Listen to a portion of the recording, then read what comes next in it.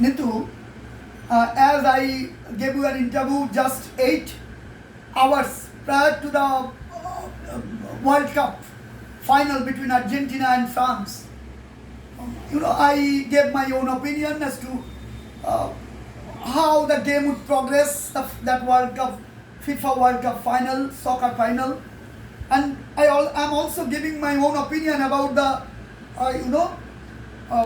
I'm just attempting a kind of post-mortem of the, terrible defeat of India in the third test, and also the win of India in the first 2 test matches against the ongoing series against Australia, on which a lot depends whether India would be able to make an entry into the Test Championship final for the second time in a row. Because India, the current situation is that India must beat Australia to make sure that they play in the World Cup, the World Test Championship final in the 4th test. But as the things have progressed, this is not going to be an easy thing, because the way Australia has hammered India on their own coin in the 3rd test, it demands a lot from the Indian team management, from the Indian, from the Indian captain, Indian players, to make a real comeback, to force the result in their favor in the 4th test and clinch the series 3-1, instead of losing the test and making it a 2-2 draw, which make prove to be detrimental to the cause of India's entry into the World Test Championship final for the second time in a row. But to my mind, Nitu, I'm quite sure that India is going to win the 4th test match. Only certain things Indian think tank, Indian coach, Indian manager Rahul Dravid, and Rohit Sharma, the captain, and Rahul Dravid coach, they must keep in mind why they have gone wrong in the 3rd test. If you look closely in the first 2 test matches as well, particularly in the 2nd test match, it was not all India. It was only because of the terrific batting display by Akshar Patel and Ravichandran Ashwin or Ravindra Jadeja, like that, India could make a comeback strongly. And then in the latter part, the Indian spinners bowled beautifully, and on the other hand, the Australian batters couldn't execute themselves to that point, and which they did quite rightly in the 3rd test match. In the first, if you look at the first two test match victories against Australia in the first 2 test matches, it's more an Australian debacle rather than an Indian rampage, to my mind, because the Australian batting lineup, Australian bowling lineup is full of potential, really, really high level of they charged up team, and they do have a terrific talent in their team, but they couldn't execute their talent in a different kind of condition in India. They possibly couldn't just read the Indian psyche, Indian bowler psyche, and Indian spinners, what the Indian spinners actually, in which length they bowl. They couldn't read the entire thing properly. And on both tests, they won in order to combat the venoms of the Indian spin bowling. They went, too much. They didn't rely too much on the defensive zone, and they possibly thought that attack is the best defense, and they wanted to go after the Indian bowling right from the wide goals, and that proved to be a debacle for them, because certain on the front line batsmen lost their wickets, and the latter in the latter part of their and their low order or middle order batsmen couldn't apply themselves to that match, and the deficiency of Indian bowling, fielding or batting didn't get exposed that much, and that proved to be Indian. But the way India won the first 2 test matches, Indian think tank seemed to be quite blind to the weaknesses of their team. Why a test team wins, the Indian batters, it may be once they didn't do well, but in 2-3 test matches in succession, that Indian batters couldn't apply themselves. And only it was because of the Akshar Patel, Ravichandra Singh, Ravindra Jadeja. This can't be the order of the team, ordeal of a team's victory, because you cannot all your frontline batters getting dismissed within a very quick time, and the latter half will show resilience and take the team out of all kinds of debacle. It can't be all the time. I have been watching cricket for the last 50 years, very, very closely, and I have seen that I have seen that batters and bowlers and the fielders must have a coordination within the team. When a team looks absolutely magical, when the three aspects of a team, batting, bowling and fielding, complement each other. But in this Indian side, the Indian batters and bowlers and the fielders couldn't complement each other's weaknesses or areas of weaknesses and strengths. And therefore, the defeat in the third test was not all that unexpected to me, because, and one thing I must say, the Indian team selection, I'm again and again pointing out, where in the last 7-8 years, India didn't win a single ICC trophy. Why? It's not because of the Indian teams didn't have that much potential or that much. The Indian team selection is going to be terribly critically wrong, and certain lobbying is taking a priority instead of giving priority to the talent and the exact need of the time. Kuldeep Yadav won again and again. If Akshar Patel and Ravindra Jadeja could have spun the ball that much, Kuldeep Yadav would have been a double destroyer in the first 2 test matches as well. And in the second test match, possibly the game wouldn't have gone to that area at all, where the Indian team was at a kind of botheration at a time before Akshar Patel and Ravichandra Singh came to applied themselves in the realms of batting. You didn't include Akshar Patel as a batsman in the team. He's a genuine spinner. You are not giving lots of bowling, and you are expecting him to bat like a number 1, 2, 3, 4, number 4, number 5 batsman. This is a very wrong psyche of the Indian team management.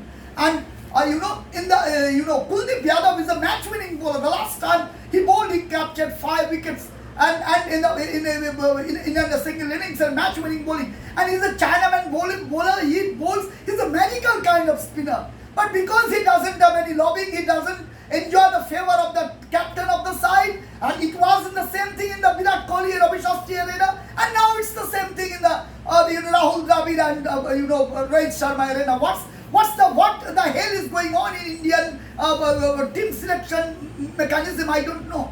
But if I am allowed as an Indian cricket lover, the post-mortem, Kuldeep Yadav could have made a real difference in the third test as well, because Kuldeep Yadav is a mystery bowler, and he spins the ball so much so that it could have been really difficult for the Australians to read him in that kind of deadly Turner wicket. And Kuldeep Yadav was, and in the second innings, in the Indian, when the Indian batters were batting, you see either Kohli or Rohit and nobody could apply themselves except Chandrasekhar Pujara. All got befooled within the turn. But see the Australian approach when in that kind of turning wicket, the third morning when the Indian speeders. Within the second ball, the first wicket fell for the Australians, and then they just went after the Indian bowling and made a mockery of the Indian spin bowlers. So, where is the this is a kind of the Australians batted with resilience, batted with guts, batted with lots of courage and application and determination. You cannot go all out with your batters just throw back within this kind of pitch. We cannot bat a long time, so go on and aggressive. No, not that kind of. Just the way in the second innings for a big period of time before Shreyas Iyer was batting.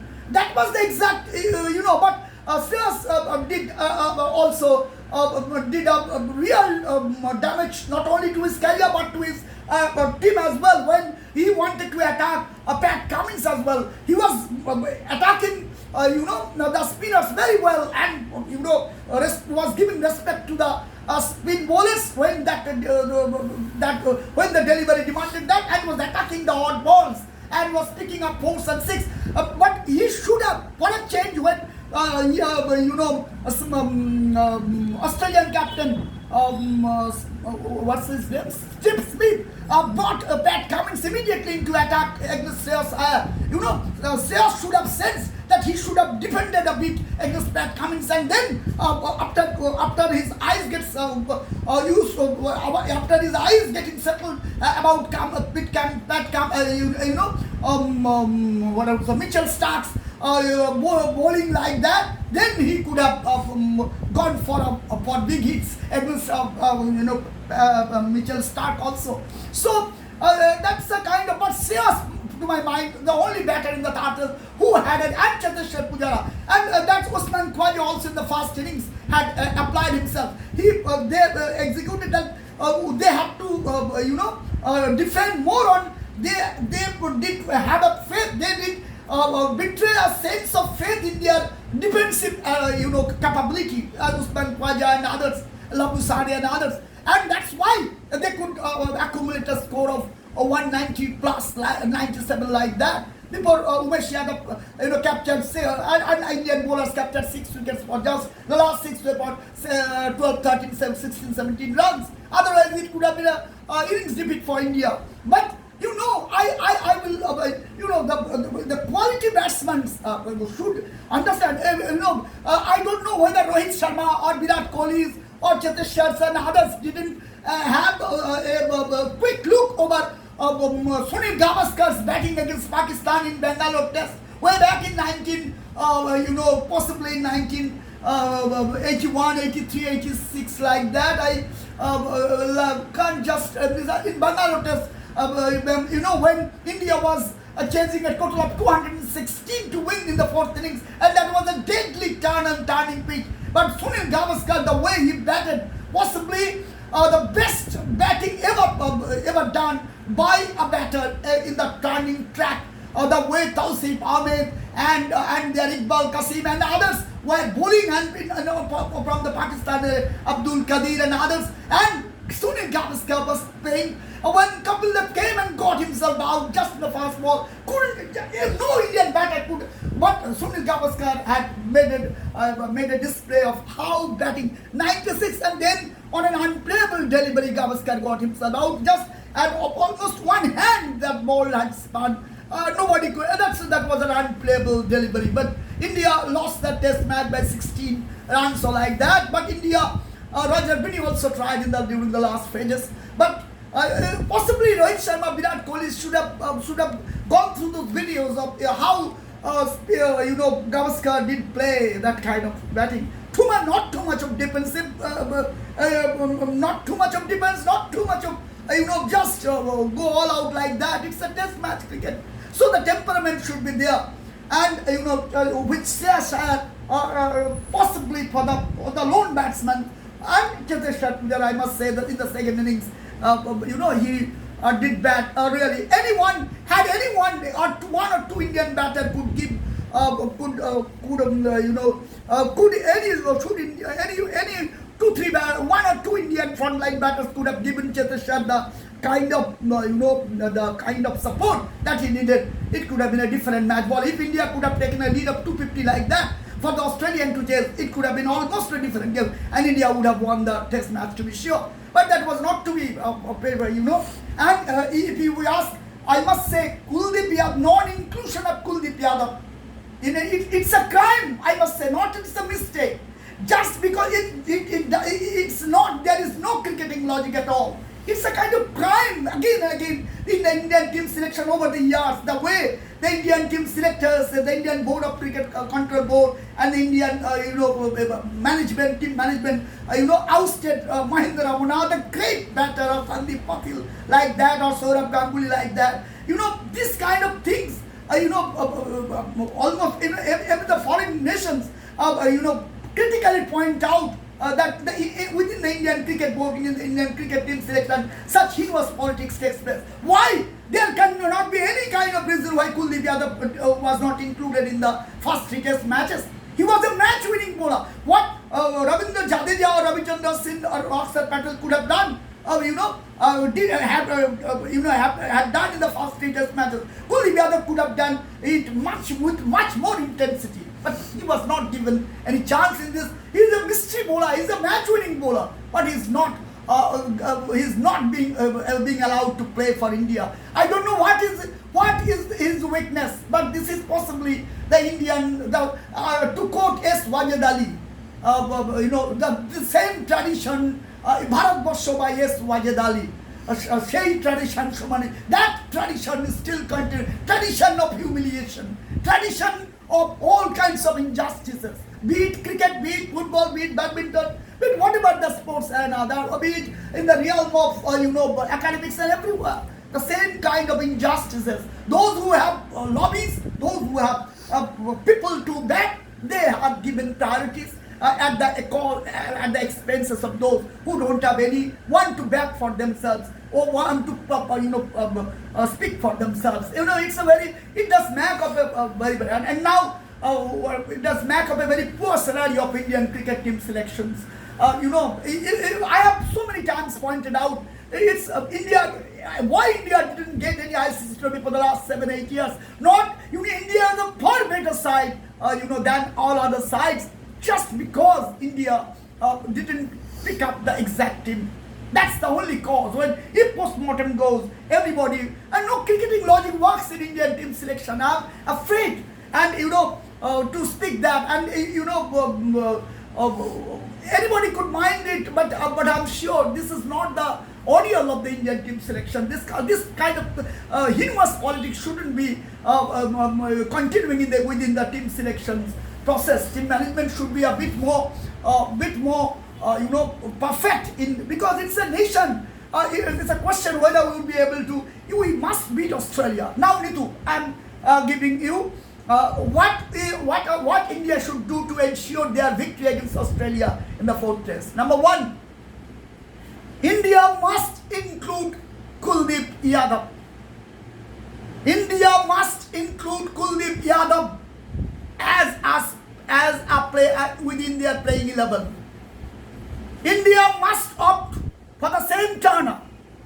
And secondly, Indian batters must bat with lots of resilience, and Indian frontline batters must contribute to, and Shubman Gill must be given another chance for the second. That he couldn't make Shubman Gill couldn't play the kind of game he's used to in the first test match. It may occur, it may happen, but Shubman Gill must be given his chances in the 4th test as well, and Kuldeep Yadav must be included, and within the side, and the Indian teams must play a resolute game without allowing the Australian bowlers to dominate or the batters to dominate.